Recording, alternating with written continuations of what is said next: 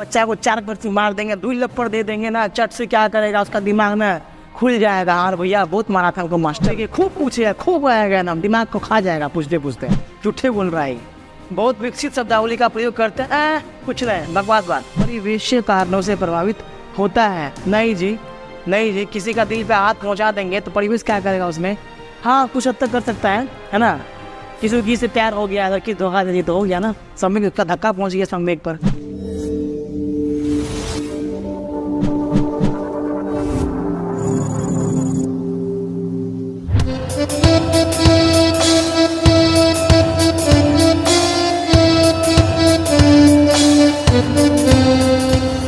Hello दोस्तों, कैसे आप? मैं Nayak sir Discovery IAS academy YouTube परिवार में आपका स्वागत करता हूं। वंदन है और क्रांति का इस्तकबाल है। तो चलिए शुरू करते हैं। जो टॉपिक है सीडीपी का, सीटेट सीडीपी में हम लगातार प्रश्नों की सीरीज, प्रश्नों की जो श्रृंखला है वो लगातार लेकर आ रहे हैं। तो आज प्रश्नों की श्रृंखला में आगे बढ़ते हैं। देखिए, आज शुरुआत करते हैं प्रश्न नंबर 1 से। जीन पियाजे के संज्ञानात्मक विकास के सिद्धांत के अनुसार बच्चे किस अवस्था में चिंतन को मानसिक रूप से प्रतिवर्तित करते हैं? व्हाट इज मीनिंग ऑफ प्रतिवर्तित? मतलब इसका मतलब होता है परिवर्तन या चेंजेस। क्या बोलते हैं? परिवर्तन या चेंजेस। ध्यान दीजिएगा, प्रश्न के अनुसार क्या है कि जीन पियाजे के संज्ञानात्मक विकास के सिद्धांत के अनुसार बच्चे किस अवस्था में चिंतन को मानसिक रूप से प्रतिवर्तित करते हैं? एक सिंपल सी बात, एक साधारण सी बात है। मैंने इससे पहले वीडियो में बताया था कि मानसिक का स्थिति कहाँ होती है? मस्तिष्क की बात होती है ना, चिंतन कहाँ होता है? मस्तिष्क की बात होती है। दोनों एक दूसरे से जुड़ा हुआ क्रम है ना, ठीक है। ध्यान दीजिएगा, अगर कोई बच्चा किसी चीज़ के बारे में सोच रहा है ना, सिर्फ वो कल्पना कर रहा है, हाइपोथेटिकल है, वो सिर्फ सोच रहा है ना, तो क्या हो जाता है? अमूर्त, है ना, वो होता है अमूर्त। बट किसी चीज़ को वो साकार रूप से देख पा रहा है ना, कोई घटना उसके सामने हो पा रही है, तो वो मूर्त होता है। मूर्त का मतलब यहाँ पे जीवन से होता है, जीवन से, सजीव से ना, जीवन से होता है, सजीव से, है ना। तो प्रश्न रिपोर्टिंग यहाँ पे क्या कहा जा रहा है कि चिंतन को मानसिक या मस्तिष्क रूप से परिवर्तित कर सकते हैं। किस अवस्था में कर सकते हैं? अगर बच्चा किसी चीज़ के बारे में थिंकिंग कर रहा है, सोच रहा है, इसका मतलब कहीं ना कहीं ये बात सत्य है कि बच्चा उस चीज़ को पहले सबसे पहले क्या होगा? देखा होगा, ठीक है ना। तो क्या हो सकता है? देखने की बात आती है तो मूर्त में आती है ना, और मूर्त की बात तो बिल्कुल नहीं होगी, ठीक है ना। तो मूर्त संक्रियात्मक है ना, ये बात कहाँ से लागू होगी? मूर्त संक्रियात्मक। तो प्रश्न का आंसर क्या आ जाएगा? मूर्त संक्रियात्मक, ठीक है। आगे बढ़ते हैं। प्रश्न रचनावाद का समर्थन करने वाले किसे महत्व देते हैं? ध्यान दीजिएगा, बाल केंद्रित पाठचर्या को राइट आंसर है। इसीलिए राइट आंसर है क्योंकि ध्यान दीजिएगा, देखिए अन्योन क्रिया जो होता है, अन्योन क्रिया है ना, ये क्या होता है? बच्चे क्या होता है? समूह में सीखते हैं, है ना। अगर बच्चे के साथ एक बच्चा का हो तो अकेला सीखने में उसे कहीं ना कहीं कठिनाई आएगी, मजा नहीं आएगा सीखने में, पढ़ने का मजा नहीं आएगा, ठीक है। तो क्या करता है? 1 से 2 ले आता है, 2 से 3 कर लेता है। क्या करता है? अन्योन मंडल या अन्योन क्रिया के द्वारा सीखता है। सामाजिक या समाज जैसा माहौल बना करके, समाज के मीनिंग यहाँ पे क्या होता है? 1 से अधिक मानव का समूह समाज है, मनुष्य का समूह समाज है। तो क्या होता है? जैसे यानी रचनावाद की बात कर रहे हैं, रचनावाद क्रिएटिव लर्निंग होगा, ठीक है ना। समर्थन करने वाले किसे महत्व देते हैं? तो बाल केंद्रित पाठचर्या को। आप ध्यान दिए होंगे, जब आपका बच्चा क्या होता है, कहते नहीं कि अरे 1 साल का है, 2 साल का है, एक काम करो, अरे इसको ना एक काम करो, तो इसको ना दिया हो कहाँ पर? क्या कहते हो? आंगनबाड़ी में, ठीक है ना। आंगनबाड़ी जानते होंगे, सुने होंगे, आंगनबाड़ी में ना, भैया एक आंगनबाड़ी में पढ़ाओ तभी इसका दिमाग खुलेगा, आप से दिमाग तेज होगा, है ना, रचनात्मक बनेगा बच्चा, ठीक है। तो कहाँ पे देता है? आंगनबाड़ी में। देखिए बच्चा खाता है खिचड़ी, ठीक है। आगे बढ़ते हैं। देखिए बड़ा आसान क्वेश्चन है। बुद्धि लब्धि परीक्षणों की आलोचना इसलिए की जाती है क्योंकि वे सांस्कृतिक विविधता को ध्यान में रखते हैं, बुद्धि को विभिन्न क्षमताओं के एक समूह के रूप में मानते हैं, नहीं परीक्षण निष्पादन पर पर्यावरणीय कारकों के प्रभाव पर नजरअंदाज करते हैं, नहीं स्मृति, तर्क और मौखिक कौशलों के मापन में सामाजिक कारकों को ध्यान में रखते हैं। ये बात सही है, लेकिन यहाँ पे आलोचना की बात की गई है ना, यहाँ क्रिटिसाइज की बात की गई कि बहुत ऐसे जो विचारक हैं, जो सिद्धांतवादी है, वो क्या कहते हैं कि जो IQ होता है, जो बुद्धि लब्धि होता है इंसान का, मनुष्य का या किसी बच्चे का, वो क्या होता है, वो सामाजिक क्रिया से अलग होता है ना। कुछ का मानना है कि सामाजिक क्रिया से होता है। आप एक बार सोच के देखिए, अगर आपको अच्छा माहौल मिलेगा तो कहने की बात सत्य है कि आपका जो IQ होगा वो थोड़ा अच्छा होगा। लेकिन ये बात पूर्ण रूपेण सार्वभौमिक नहीं है, ये बातें हर जगह सत्य नहीं है, हर जगह लागू नहीं होता, ठीक है। इसीलिए क्या होगा, नज़रअंदाज करते हैं। 3 क्या होगा, जो इनके जो विचारक है, जो सिद्धांतवादी है, जो प्रिंसिपल दिए है, थॉट्स दिए हैं, वो कहते हैं कि नहीं ऐसा नहीं है ना। चलिए, निम्न में से कौन सा सिद्धांत सीखने की प्रक्रिया, ध्यान दीजिएगा, ये प्रिंसिपल पूछ रहा है कि मत विचार पूछ रहा है, कौन सा प्रक्रिया कौन सा सिद्धांत सीखने की प्रक्रिया में चर्चा और विवाद। ध्यान दीजिएगा, चर्चा, फिर वही बात हो गई, सेम बात हो गई भैया। अगर चर्चा कहाँ होगा, एक आदमी अगर ऐसे बोलेगा ना, अपने आप से बोलेगा, अपने आप से पढ़ेगा ना, पता क्या बोलेगा, तो पगला गया है, चला अपने आप ही बोल रहा है, लगता है वो कुछ उसको हो गया है, भूत चढ़ गया, अपने आप बोल रहा है। तो अकेला, अगर मान लीजिए राम है, ठीक है, और राम अकेला पढ़ रहा है ना, फुसर करा, जी उल्टा रहा, मुंह उल्टा रहा है ना, तो क्या होगा, इसका अधिगम होगा, बात सही है, इसका अधिगम होगा, शिक्षण होगा, इसको ज्ञान आएगा, है ना। लेकिन क्या होगा, वो ज्ञान क्या होगा, सार्थक तरीके से अधिकांश तो नहीं आएगा, ठीक है ना। बहुत हद तक वो सीखेगा और बहुत हद तक वो नहीं सीखेगा। लेकिन जैसे अगर वो चर्चा और वाद विवाद की बात आती है, इट मीन्स कि अगर ये एक से अधिक बच्चों के साथ अगर पढ़े, एक से अधिक बच्चों के साथ घुल मिल के पढ़े, है ना, यानी कि समूह में पढ़ेगा, है ना, तो क्या होगा, अधिगम बड़ा ईजी हो जाएगा ना। कहते हैं कि अरे ग्रुप बना के पढ़ो ना पगला, ग्रुप बना के पढ़ेगा जल्दी समझ आएगा, तू हमको बता, हम तुमको बताएंगे, ठीक है। तो वही बात यहाँ पर होती है। तो ग्रुप का होती है, ग्रुप का मतलब क्या हुआ, सोशल। देखिए ये नेटवर्क बन गया, इससे ये जुड़ गया, इससे ये जुड़ गया, इससे ये जुड़ गया ना, इससे ये जुड़ गया, ये नेटवर्क बन गया, समूह बन गया, ग्रुप बन गया, समाज बन गया ना। तो क्या है, ये किसका, समाज की बात यहाँ पर हो रहा है, यानी कि ग्रुप की बात हो रही है। चर्चा कहाँ होती है, एक समूह में, एक ग्रुप में, ठीक है ना। वाद विवाद कहाँ होता है, प्रश्नों पर या समस्याओं पर वाद विवाद या थॉट्स कहाँ दिया जाता है, एक ग्रुप में। इससे क्या होता है, इससे अधिगम क्या होता है, इजी होता है, आसान होता है, सरल होता है, ठीक है। इसलिए जब भी अब यहाँ नेटवर्क की बात हो गई, अगर बच्चे एक से अधिक बच्चों के साथ मिलकर पढ़ रहा है ना, इसका मतलब ये क्या हुआ, सोशलिज्म हो रहा है यहाँ पे, सामाजिक स्तर पे वो सामाजिक तरीके से पढ़ रहा है, ठीक है। तो ये सामाजिकता की बात किसने दिया था, है ना, याद रखिएगा, लेव वाइगोत्स्की ने दिया था, ठीक है। निम्न में से दृष्टिबाधित विद्यार्थियों के समावेशन में कौन सा एक बाधक बनता है। ध्यान दीजिएगा, एक बात, जो अंधा बच्चा है, जिसको दिखता नहीं है, इसका आँख खराब है, तो बाधक क्या बन सकता है, बताइए, सोच के देखिए, बड़ा अच्छा इसका ऑप्शन दिया हुआ है। रिकॉर्ड की गई श्रव्य सामग्री, ये बात तो सही है भैया, उसको दिखे न रहा है तो सुना के पढ़ाएंगे ना, है ना। ब्रेल लिपि, ठीक है, ये तो बाधक नहीं बने, ये भी नहीं बनेगा, ठीक है। दृश्यात्मक सहायक सामग्री के मौखिक विवरण, ठीक है, जो चीज़ लिखा हुआ है, जो चीज़ दिख रहा है, उसको मुंह से बोल के सिखाएंगे, अधिगम कराएंगे, ठीक है। ये बातें क्या है, ठीक बात है, ये बात ठीक है। ये बोले कि बाधक, यानी कि नेगेटिव बात पूछ रहा है ना, बाधक जो उसको डिस्टर्ब कर सकता है, जो उसके अधिगम में ना रुकावट डाल सकती है, वो पूछ रहा है, ठीक है। तो क्या होगा, लिखित, है ना, सिंपल सी बात है। जो बच्चा अंधा है, जिसको देखने में दिक्कत आती है, वो क्या, जो लिखी हुई बातें हैं, जैसे न्यूज़पेपर, वो पढ़ पाएगा, नहीं पढ़ पाएगा। लिखित या मुद्रित एक ही मीनिंग होता है, इन सब चीज़ों से वो उसका अधिगम संपन्न कभी नहीं होगा, इसलिए क्या होगा, 4 होगा राइट आंसर। अब देखिए, प्रतिभाशाली बच्चों की एक प्रमुख विशेषता है, भैया सीधी सी बात है, फलाना का बच्चा बड़ा स्मार्ट है, बड़ा पढ़ने में तेज है, तो प्रतिभाशाली है ना, तेज है तो प्रतिभाशाली है। प्रतिभाशाली का मतलब क्या हुआ, है ना, इसका मतलब कहीं ना कहीं ये होता है कि मान लीजिए कि बच्चा ए है, ठीक है ना, और इसके इर्द गिर्द बच्चा बी भी है, सी भी है, डी भी है, ई भी है, एफ भी है।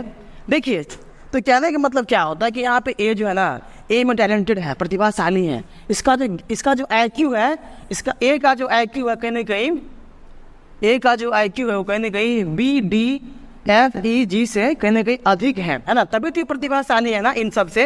इन सब के औसत आयु से, एक औसत IQ से, बुद्धि लब्धि से कहीं अधिक है किसका, ए का, ठीक है ना। तो ये प्रतिभाशाली है, एक उसका दिमाग थोड़ा तेज है और सभी से, है ना। तो क्या हो जाएगा, प्रतिभाशाली बच्चों की एक प्रमुख विशेषता क्या हो सकती है, रचनात्मकता की कमी, ऐसा कभी नहीं होगा भैया। अगर वो क्रिएटिव है, दिमाग बहुत तेज है, तो उसका उसमें क्या होगा, क्रिएटिविटी कम होगी, कभी नहीं होगा। उच्च स्तर की बौद्धिक क्षमता, बिल्कुल सही बात है, उसके अंदर क्या होगा, उच्च स्तर की बौद्धिक क्षमता होगी। चलिए आगे बढ़ते हैं।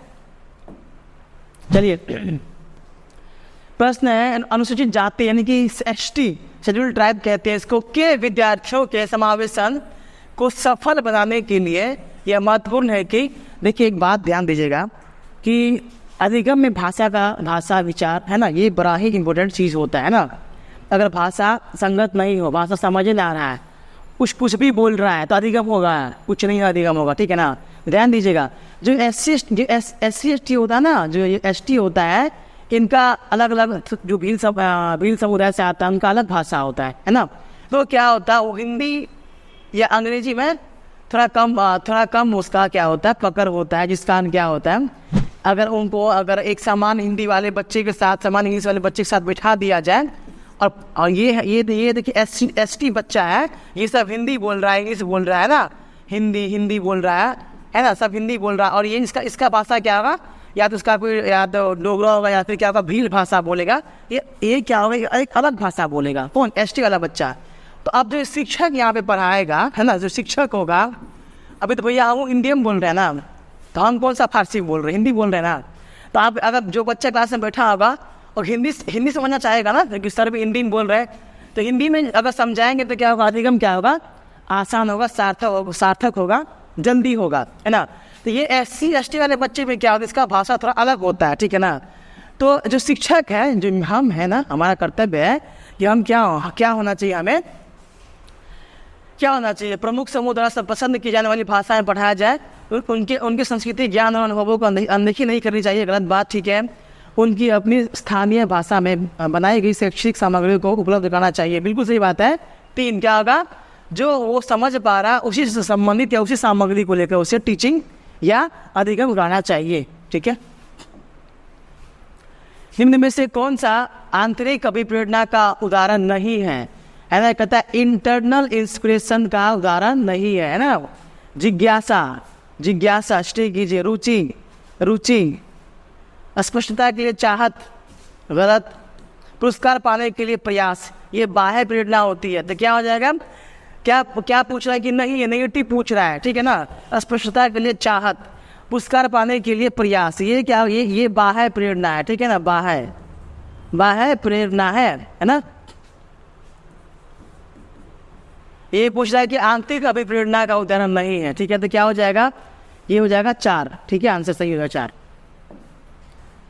अब देखिए, सीखना अधिक प्रभावी होता है जब विषय वस्तु को वास्तविक जीवन के अनुभवों के साथ जोड़ा जाए, बिल्कुल सही बात है, ए इज द राइट आंसर। एक सही इसका उत्तर है, अगर आपके जीवन से उस चीज़ को जोड़ कर पढ़ाया जाए तो बड़ा मजा आएगा पढ़ने में, ठीक है ना। जल्दी आप सीख पाएंगे चीज़ों को, है ना, जल्दी ग्रैब कर पाएंगे ना।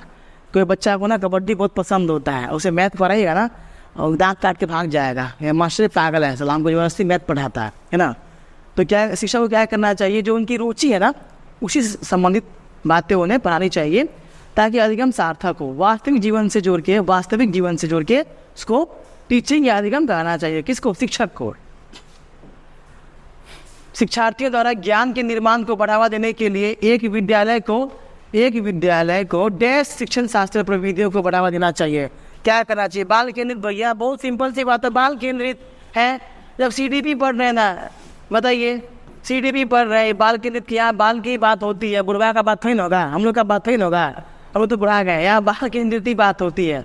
तो शिक्षार्थियों द्वारा ज्ञान के निर्माण को बढ़ावा देने के लिए एक विद्यालय को डैश शिक्षण शास्त्र प्रविधि या विधि को बढ़ावा देना चाहिए, बाल केंद्रित विधि को।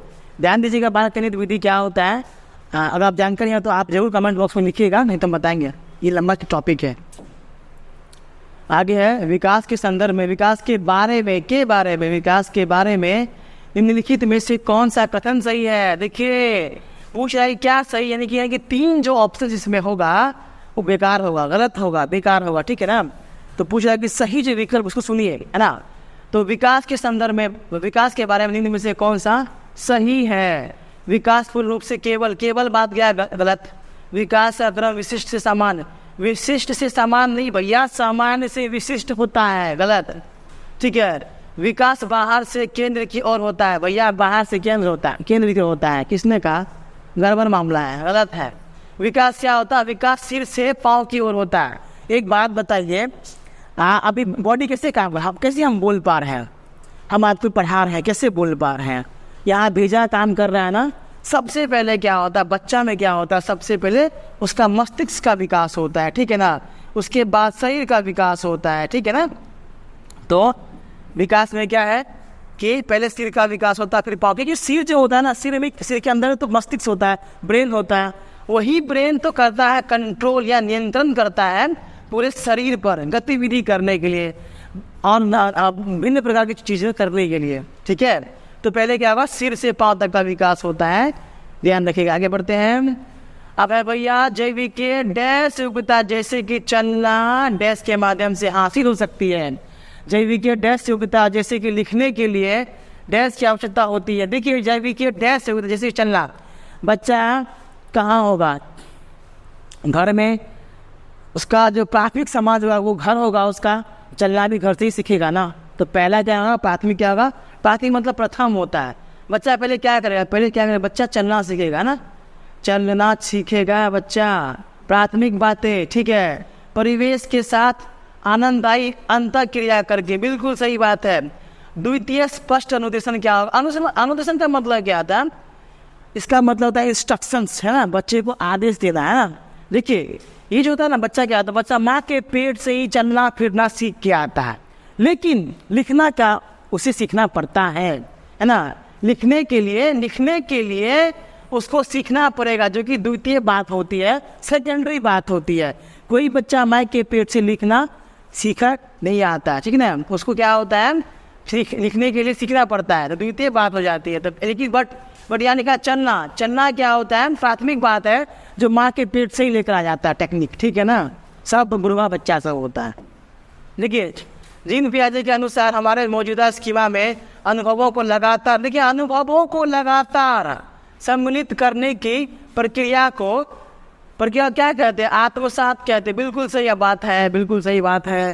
अभी बच्चा को 4 बरसी मार देंगे, 2 लपड़ दे देंगे ना, चट से क्या करेगा, उसका दिमाग में खुल जाएगा, और भैया बहुत मारा था हमको मास्टर, पढ़ना तो पड़ेगा ही, ठीक है ना, है ना।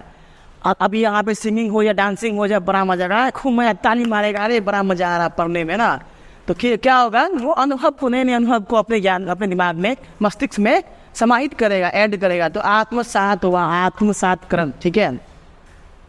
उस जो समायोजन ने लिखा हुआ, समायोजन, ये कुछ हद तक मिलता जुलता हुआ चीज़ें हैं, बट ये अलग चीज़ें हैं। आत्मसात इज द राइट आंसर, ठीक है।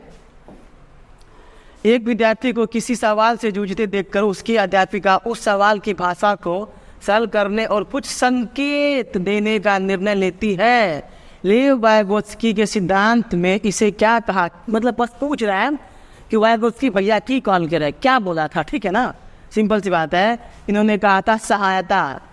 अरे भैया ZPD की बात कहा था ना, भूल गए क्या, कितना बताए थे ZPD।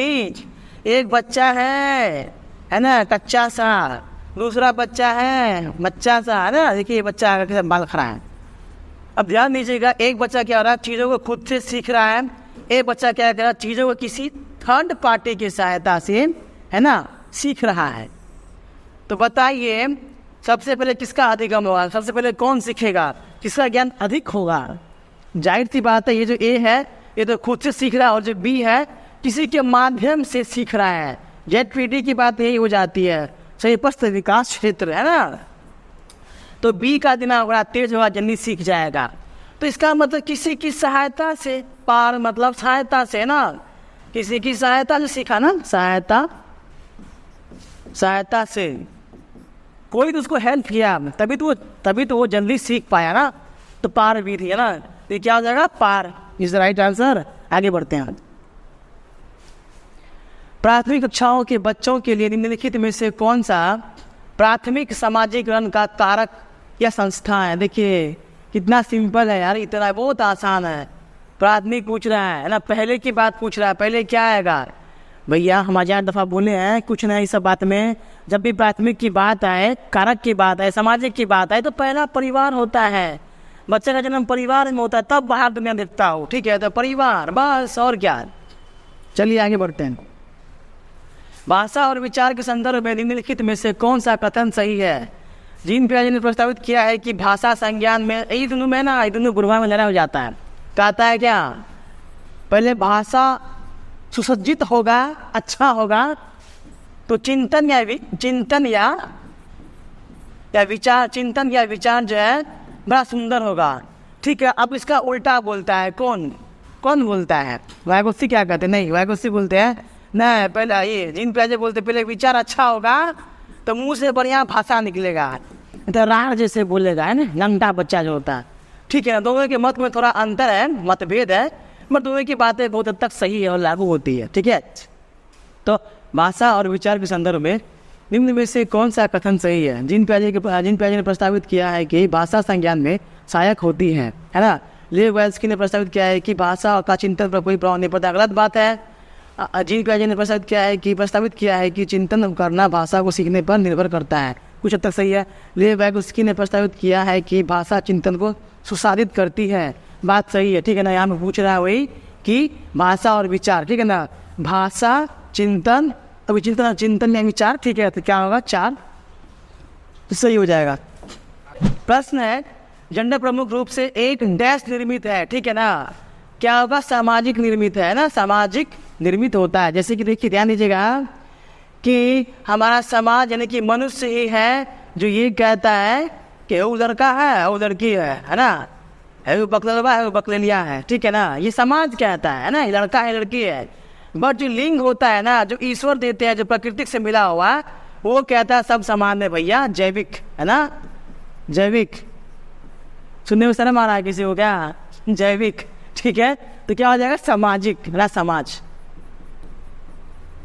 सामाजिक निर्मित है। ठीक है, कौन? जेंडर मतलब सामाजिक निर्मित, और लिंग मतलब जैविक, ध्यान रखिएगा। ठीक है, लॉरेंस कोहलबर्ग ने बच्चों एवं वयस्कों में नैतिक तर्क का मूल्यांकन के लिए किसका उपयोग किया, है ना, किसका उपयोग किया? परिकल्पित स्थितियां की, सही बात है, किसके हाइपोथेटिकल सिचुएशन की, है ना। देखिए ध्यान दीजिए, बड़ा अच्छा टॉपिक है, खूब पूछेगा, खूब आएगा ना, दिमाग को खा जाएगा पूछते। देखिए एक क्या होता है, लॉरेंस कोहलबर्ग ने क्या दिया? नैतिक विकास, है ना, नैतिक विकास की बात उन्होंने कहा है ना, नैतिक विकास। देखिए ध्यान दीजिएगा, नैतिक विकास में क्या है? नैतिकता पहले बात होती है, नैतिक यानी कि अच्छा बुरा, है ना, अच्छा बुरा, है ना, सही गलत, है ना, की समझ नैतिकता है।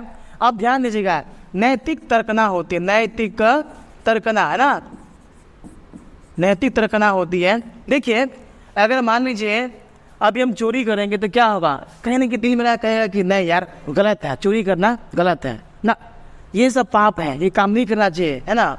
तो आपका तर्क क्या, आपका स्कीमा, आपका ज्ञान, आपका तर्क क्या कहेगा, आपका संज्ञान क्या कहेगा कि नहीं भैया चोरी क्या है?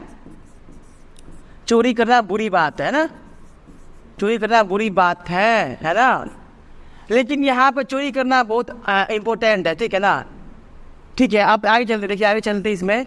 अब यहाँ पर नैतिक दुविधा जो होता है, दुविधा वो ये होता है कि एक काम है जो कि चोरी करना, डकैती करना काम है, ठीक है ना, डकैती चोरी करना काम है। लेकिन क्या होता है कि आदमी उसको मालूम है कि ये क्या है, ये तो बुरा काम है, ये क्या है? बुरा है ना, ये नैतिक चीज़ नहीं है ना। लेकिन वो क्या करता है बेचारा, वो कंफ्यूज होता है, वो दुविधा में फंसा रहता है। बुरा काम तो है भैया, नहीं करेंगे तो पापी पेट का सवाल है, चलेगा कैसे? ठीक है, तो बच्चा उन क्या करता है? कर देता है ना।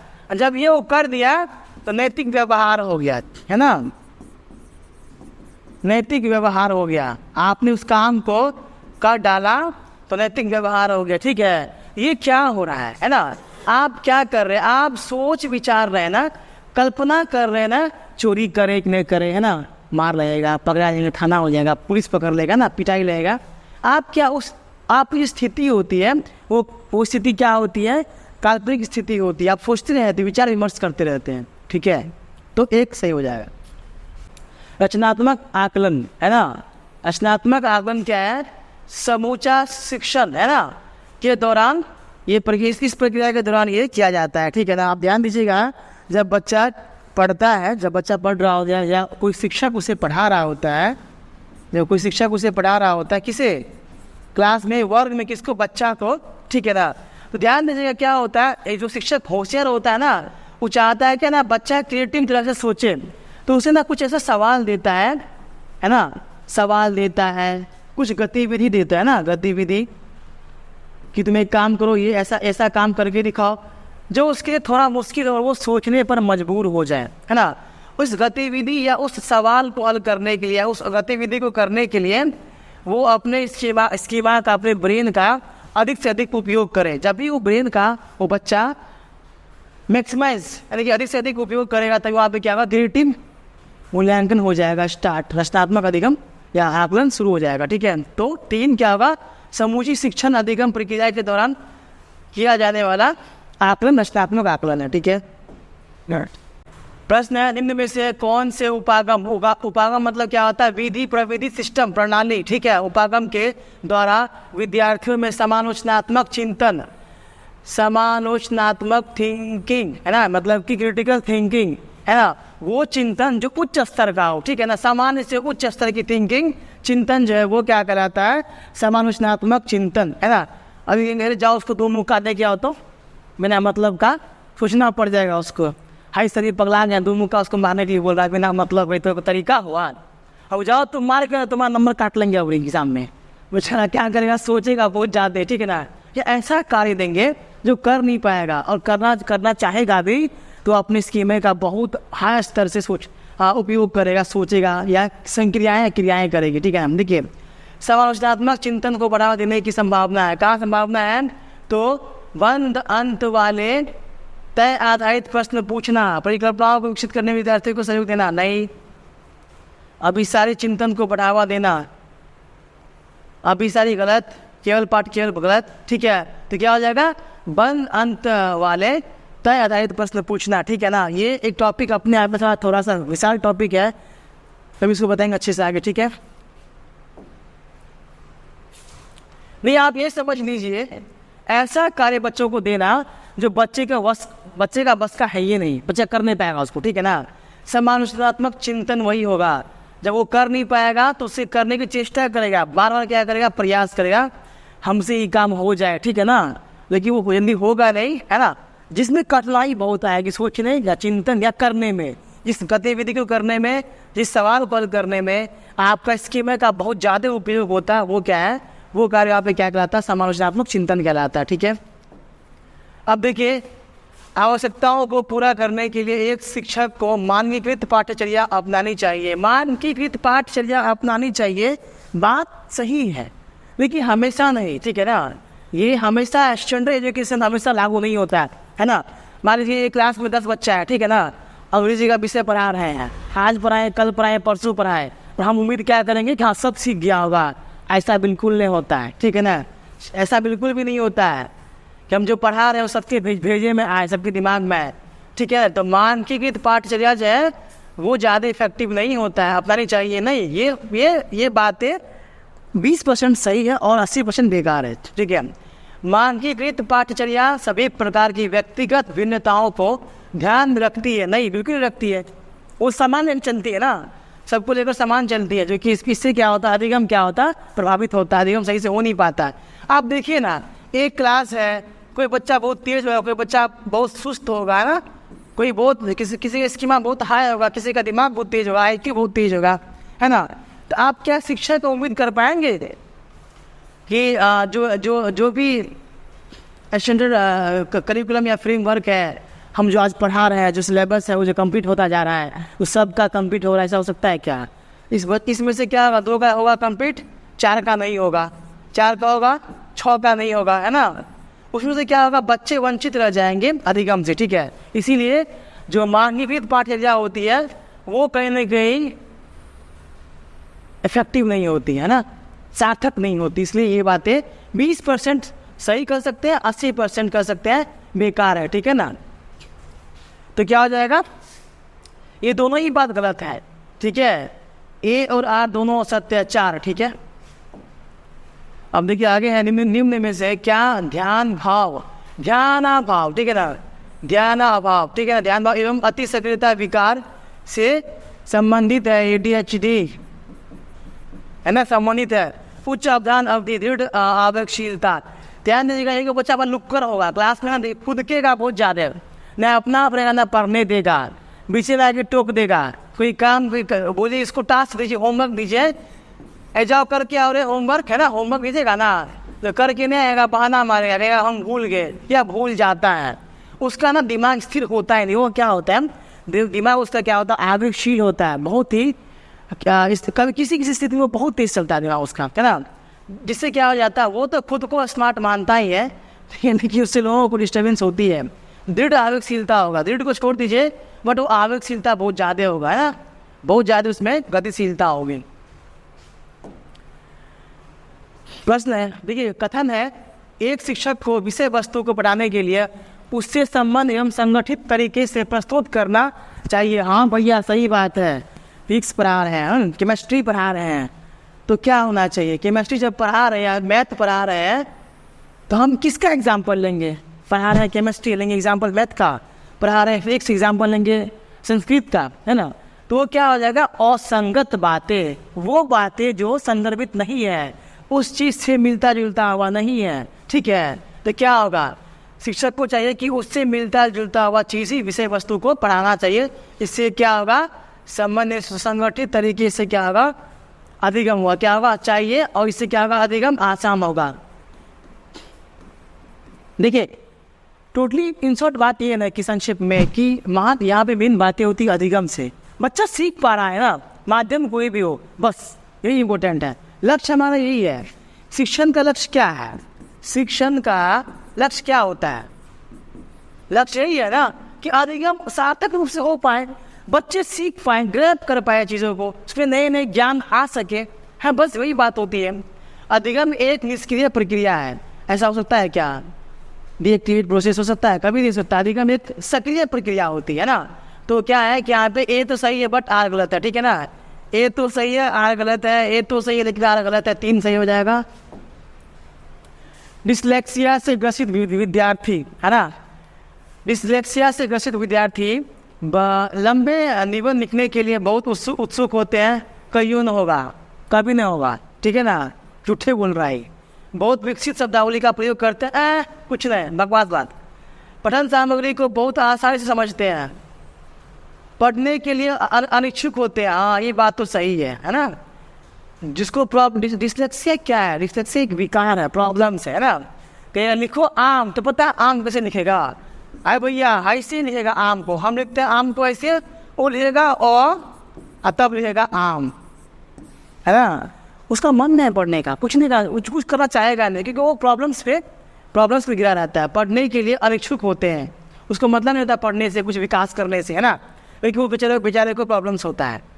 डिसलेक्सिया है, अफेजिया है, डिसग्राफिया है, आप ये मान लीजिए कन्फर्म कि ये जो विकार संबंधित बातें होती है, वैकल्य संबंधित बातें होती है, वो अवश्य पूछा जाएगा, ठीक है, तो क्या होगा 4, ठीक है। प्रॉब्लम है किसी को, पढ़ने मन लगेगा नहीं लगेगा, सिंपल सी बात है। निम्न में से अधिगम दिशा निर्देशों के लिए कौन सा सार्वभौमिक का मतलब मान लीजिए कि सब जगह है ना, सब जगह, सार्वभौमिक का मतलब सब जगह, यानी पूरे पृथ्वी पर, पूरे धरती पर, है ना, पूरे धरती पर, पृथ्वी पर, है ना ये क्या है, सार्वभौमिक, जो पूरे विश्व में लगभग लागू हो, विश्व के हर समाज में लागू हो, विश्व के हर तबके में लागू, हर जगह लागू तकरीबन बातें जो सार्वभौमिक कहलाती है। सार्वभौमिक अधिकल्प का हिस्सा नहीं है, सार्वभौमिक अधिकल्प का हिस्सा नहीं है, ध्यान दीजिएगा। सहभागिता के बहुविध साधन, रुकिए, भेदभाव के बहुविध तरीके नहीं है, पूछ रहा है, प्रतिनिधित्व के बहुविध साधन, सही बात है, अब अभिव्यक्ति के बहुविध तरीके, ये है, ये सब बातें जो है ना लगभग पूरी दुनिया में जो है ना वो एग्जिस्ट करते हैं, सार्वभौमिक है, सब जगह होता है, ठीक है ना, बट क्या नहीं होता है ना, भेदभाव के बहुविध तरीके हर जगह नहीं पाया जाता, ठीक है। क्या हो जाएगा? 2। निम्न में से किसके द्वारा समस्या समाधान को बढ़ावा दिया जा सकता है ना? समस्या समाधान को बढ़ावा दिया जा सकता है। क्या करेंगे? बच्चा को 5 रुपये दे करके तो इस क्वेश्चन को सॉल्व करो। जब तुमको दुक्का तो याद नहीं हो रहा है, 10 टका दे तो याद करो, ये भी तरीका है। तो ऐसा नहीं करना चाहिए ना। तो क्या है कि समस्या समाधान को बढ़ावा दिया जा सकता है, जिससे कि समस्या जल्दी, यानी जो प्रॉब्लम्स है जल्दी वो क्या हो, फाइंड आउट, सॉल्व हो जाए, ठीक है ना। तो किसके द्वारा? अनुरूपात्मक चिंतन द्वारा, कार्यात्मक स्थिरता द्वारा, गलत, बिल्कुल नहीं। प्रतिक्रियाओं को समुच्च करके कुछ हद तक सही है। अभिसाई, बिल्कुल गलत। देखिए, अनुरूपता चिंतन द्वारा, एक जैसा चिंतन होगा तो क्या जो समस्या वो जल्दी सॉल्व होगा? भैया नहीं होगा। इसलिए क्या होगा? प्रतिक्रियाओं का समुच्चय। संज्ञान के समकालीन सिद्धांतों के अनुसार स्मृति, मेमोरी कहाँ होता है भैया? बेजाम होता है ना। याद कहाँ रहता है आदमी को? दिमाग बनाता है याद, है ना। तो स्मृति है। स्मृति क्या है? निर्माण करने में सक्षम लेकिन विवेचना करने में असक्षम। हक ऐसा नहीं है। अरे याद रहेगा कुछ चीज़ तभी ना आप उसके आधार पर कुछ नया चीज़ सीख पाएंगे, कुछ नया चीज़ कर पाएंगे। इस बात से लग रहा आपको? नहीं, आपको गुमराह कर रहा है, इसको काटे यहीं से। निर्माण एवं विवेचना करने दोनों में सक्षम हो। हाँ, निर्माण एवं विवेचना करने दोनों में सक्षम हो, बात तो सही है। विवेचना करने में सक्षम पर निर्माण करने में असक्षम, गलत। न तो निर्माण, गलत। 9 वाला बात गलत हो गया। ये स्मृति या पॉजिटिव बात है, ठीक है ना। स्मृति है, याददाश्त है, आपके दिमाग में, आपके स्कीमा में, आपके ब्रेन में, आपके मस्तिष्क में बातें हैं, स्मृति है। तभी तो उस स्मृति के आधार पे, उस स्मृति के आधार पे, स्मृति के आधार पे क्या करेंगे आप? स्मृति के आधार पर आप क्या करेंगे? किसी भी समस्या या गतिविधि को आसानी से कर पाएंगे, हल कर पाएंगे, ठीक है ना। तो स्मृति का होना बहुत आवश्यक है। बेजाम बात रहेगा नहीं है ना, कुछ आता नहीं जाता है, भगवान से रहेंगे, क्या उल्लू है, कुछ नहीं आता है, इसका मतलब इसकी स्मृति ही नहीं है। तो स्मृति नहीं है भैया तो क्या निर्माण, कुछ इसका निर्माण कर पाएगा, है ना। किस चीज़ की क्रिएट कर पाएगा? नहीं कर पाएगा। ना किस चीज़ के बारे में अच्छे से बता पाएगा, ना तर्क दे पाएगा। इसलिए क्या है, ये होना आवश्यक है।